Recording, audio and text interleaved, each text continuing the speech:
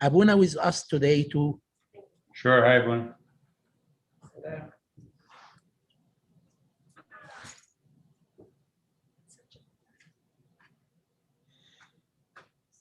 سلام اهلا بك. Salam everyone. سلام يا حبيبي.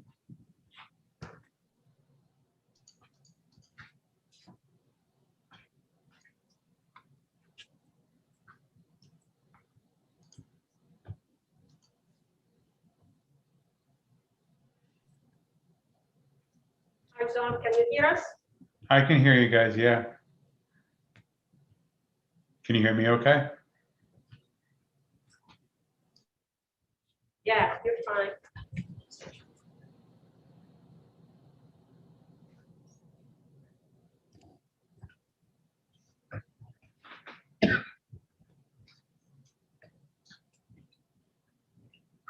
بسم الآب والابن والروح القدس واحد امين. تحل عن نعمته ورحمته وبركته من الان والابد امين. اتفضل يا حبيبي.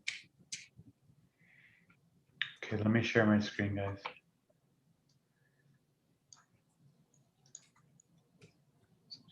No permission.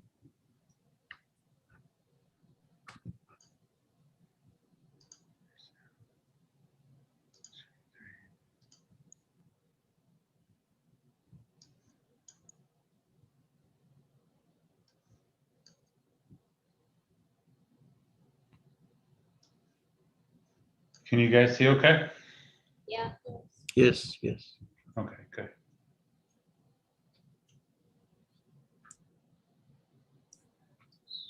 Okay. Just so I know if if I want you guys to participate with me, or if I want to hear you, you guys have like, can you talk back so I can hear you, or like you have to come up to the computer, just so I know the setup there.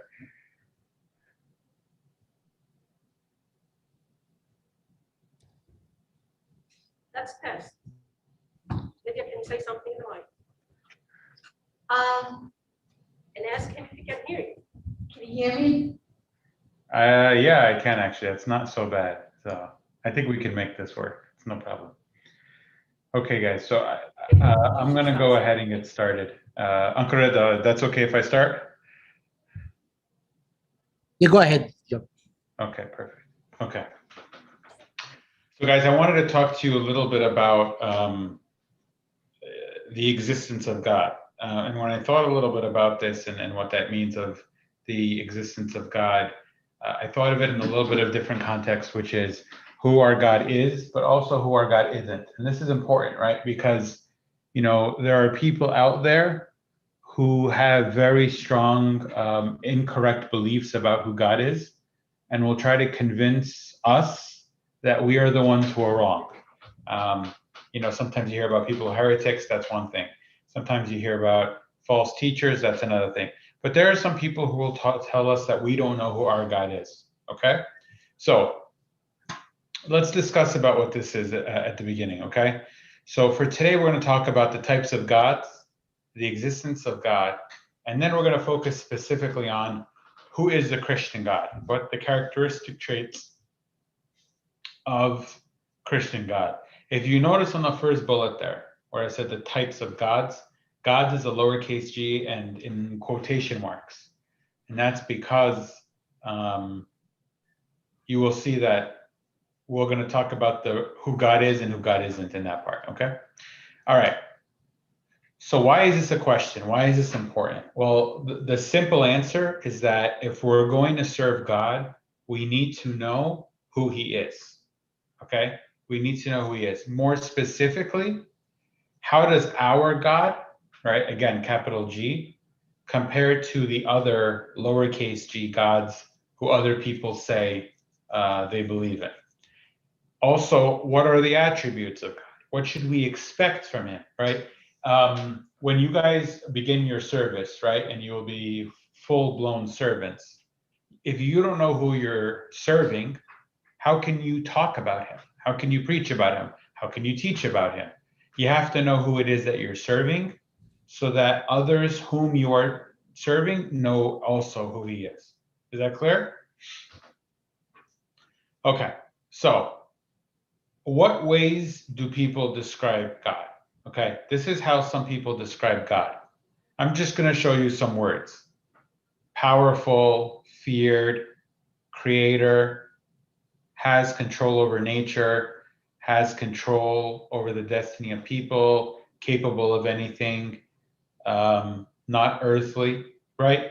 You know, some of them are nice descriptions, some of them are incorrectly not, right? But let me show you one man's perspective. Oh, there's more, sorry. Sacred and immortal, decides what's right and wrong, okay? Must be pleased, must be worshipped. So again, some of these are nice, some of these are not so nice, okay? But let me show you one man's perspective. So this was an atheist who converted to Christianity. And he wrote a book called Giving Up on Atheism.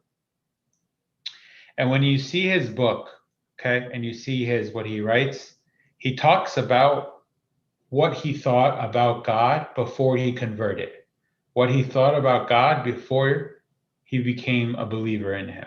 Here's how he described God when he was an atheist. He said, I did not want to yield to anything, preferring myself as the ultimate authority. So look at that part there. He's saying, I don't think God is the authority. I think I, the human being, is the authority in my own life. Morally, I did not want any cosmic interferer telling me what was right and wrong. And frankly, I was ignorant about Christianity on many fronts, especially when it came to the truth of its teachings and the evidence behind it. Okay? Ignorance, guys, is not something we can use to criticize other people, like the non-believers. It's something we all suffer from. Even servants can suffer from ignorance, because when we teach and we don't know what we're teaching, then we are also ignorant. Okay? How many of you have heard the expression, the truth is going to set you free, right? The truth will set you free. In this sense, the truth of who God is kicks off a new mindset in all of us. We understand a new mindset by hearing the truth about who God is. Okay? So let's talk about some of these other quote unquote gods that exist. Okay? So this is the one that I think a lot of people have heard of before, monotheism. Monotheism means what? There's only one God, and that God created everything. Christians are not the only people who believe this. Also, Jews, people who follow Judaism, Muslims believe this. And the bottom line is that it's one singular deity whom they worship. Then there are some other ones.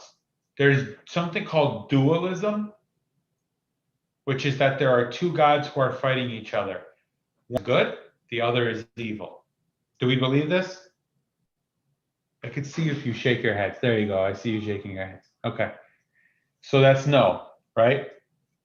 The next one is what? Polytheism. This one I'm sure you've heard of before too. Polytheism is that there's a lot of gods. Each one has their own area, right? Even our ancestors, the ancient Egyptians, believed in polytheism, right? They had the sun god, the moon god, the god of life, the god of the crops, the god of the water.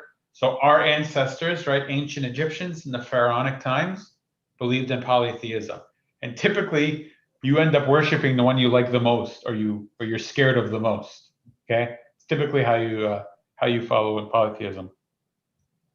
Then there's one more called pantheism. This one's a little bit weird.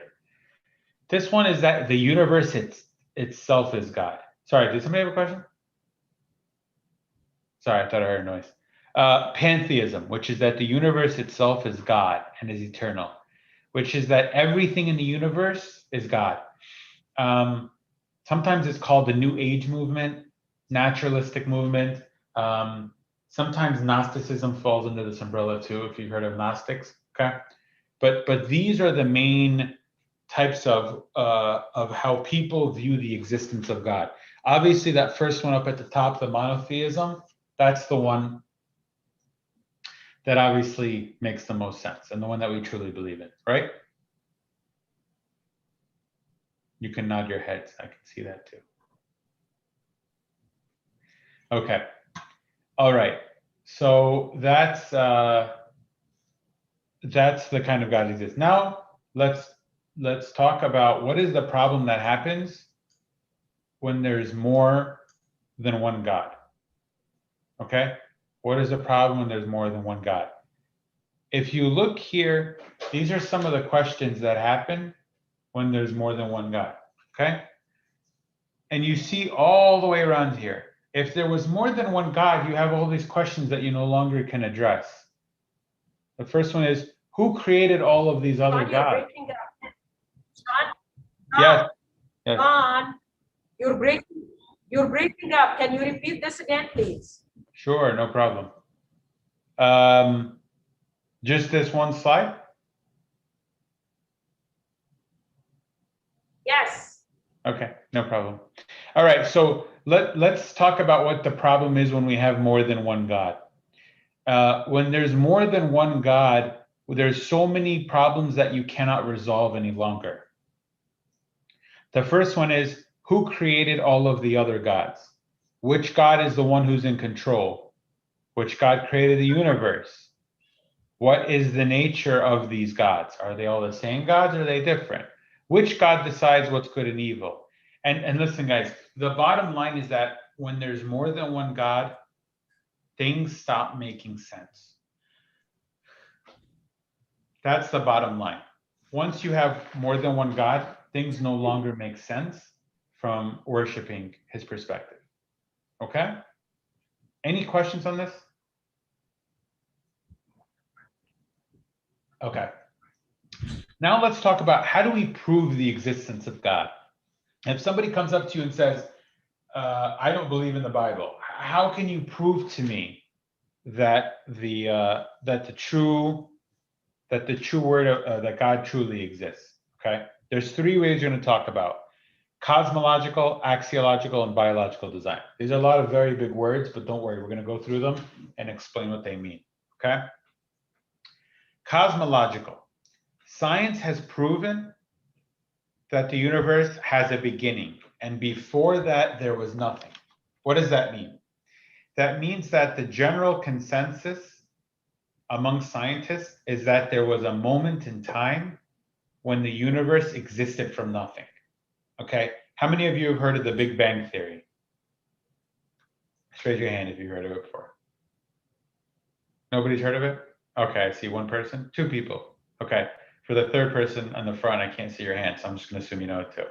Okay, so the Big Bang Theory, which is one moment, boom, everything existed. But here's what's interesting. You have a choice. You can either choose to believe that it was a random occurrence, it just randomly happened, or that somebody willed for it to happen. And the question simply becomes, where did all the energy in the universe come from? What or who started the universe?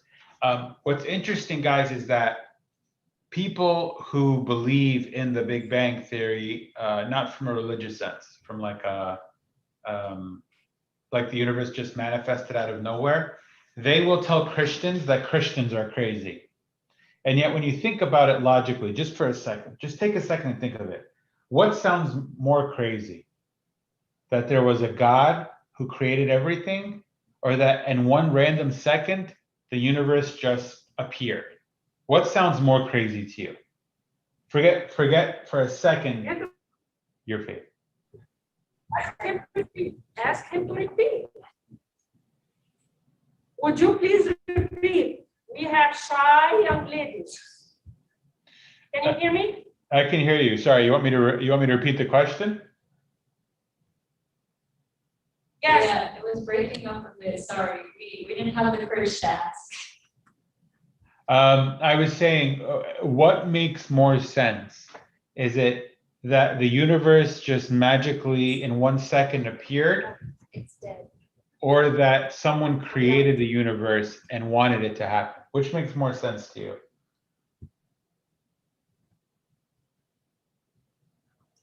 Did you hear that one? No, it was breaking up really bad again. Sorry. Okay. I'll give you guys a second. Do you want to?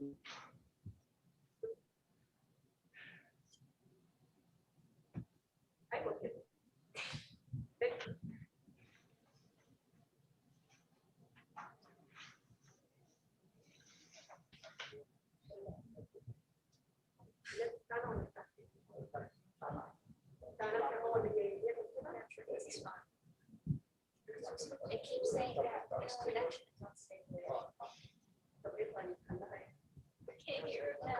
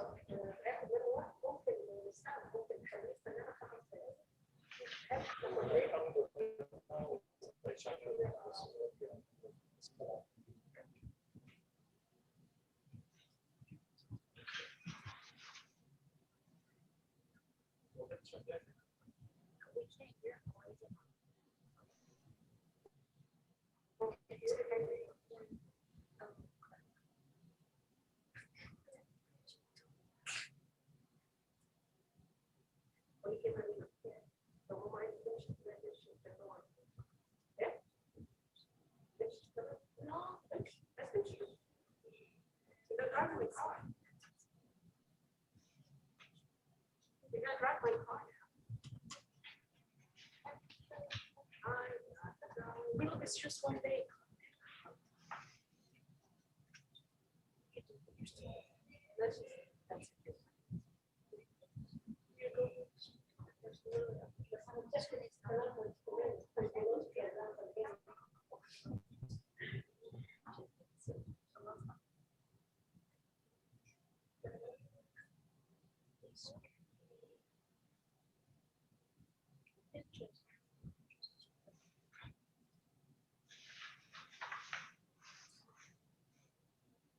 You can see how it's back. I can barely. It's very small. I mean, it's not there, right? I still can hear sound. Yeah, but it's there. It's not. I think so. Yeah. Shall we try it? When you think of a sound that you can say what part of until this is. Oh yes, one of my favorites. Hold on. Which one? Okay. Yes. But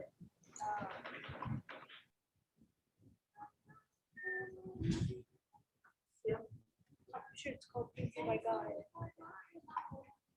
I'm pretty sure it's called Please Be My God. It doesn't have a button.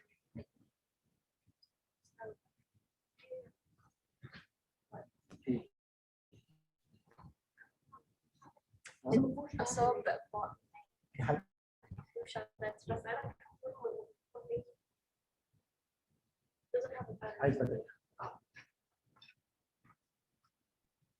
Paling fitness tadi. Ahlan fitness tadi. Yeah, I know it has something to do with the or soul.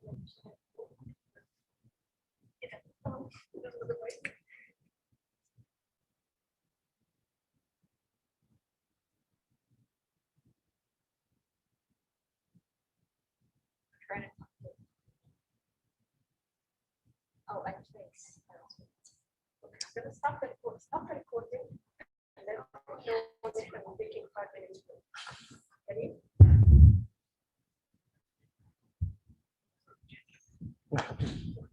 Stop the recording.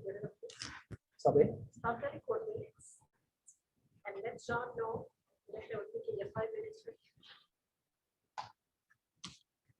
عشان صوتك عالي يا احلام.